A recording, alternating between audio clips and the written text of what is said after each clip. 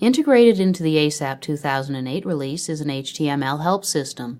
The HTML help system allows us to redefine the basic structure of the help to make it much easier to access information within the help system for both new users of ASAP as well as experienced users of ASAP. Starting from the welcome page, what we see is a description of the different sections within the ASAP help system. In the welcome section itself, we see not only these descriptions, but also how to get information about the different ASAP configurations, how to contact customer service or technical support, where to get ASAP documentation, and how to download software updates. The next section tells you about many of the features included in ASAP. These are the specific tools that help you get your job done. These include things like the CIE color analysis, the Breault source library information, optimization, Path Explorer overviews.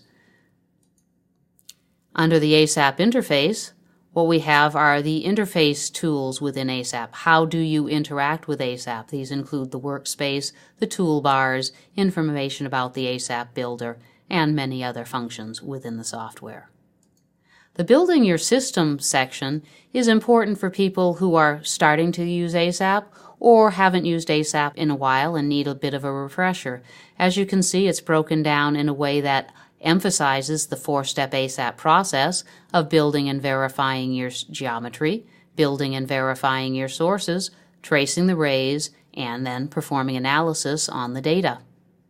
And within each of these sections, of course, there are many other pages that will link to more specific information.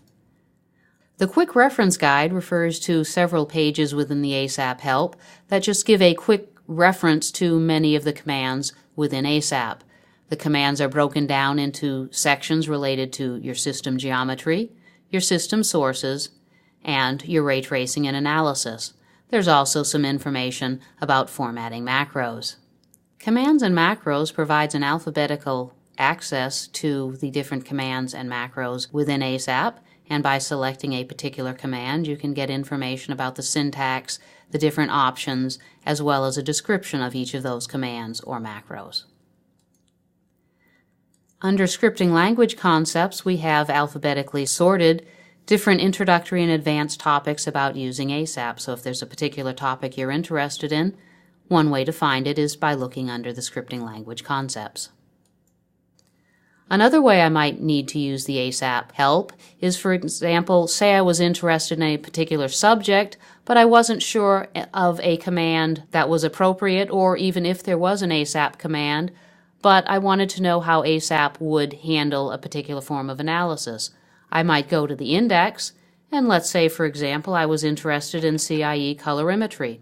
If I simply type in CIE, what I get is a section in the index pointing to me to the different pages that discuss the CIE colorimetry information, and I do see that there is an ASAP CIE command syntax.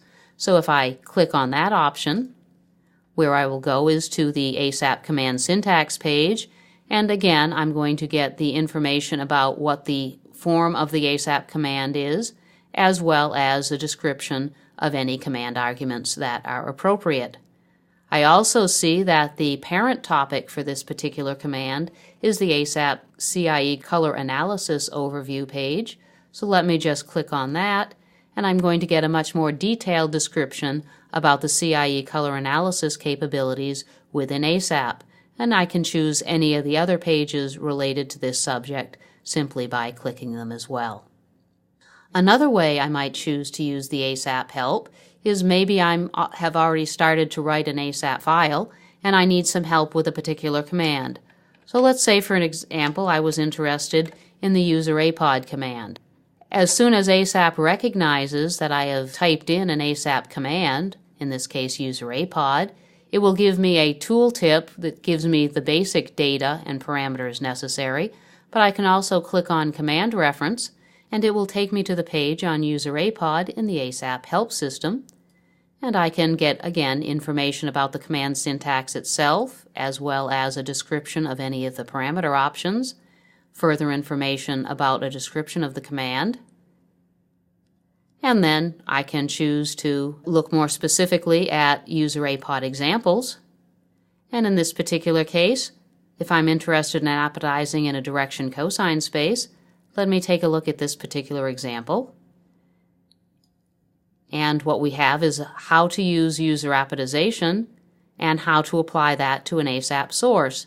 And if it turns out that maybe this is exactly what I need, I can simply within the help system choose to highlight this text and simply copy it and paste it right into my ASAP file. And this has been an overview of the new ASAP help system.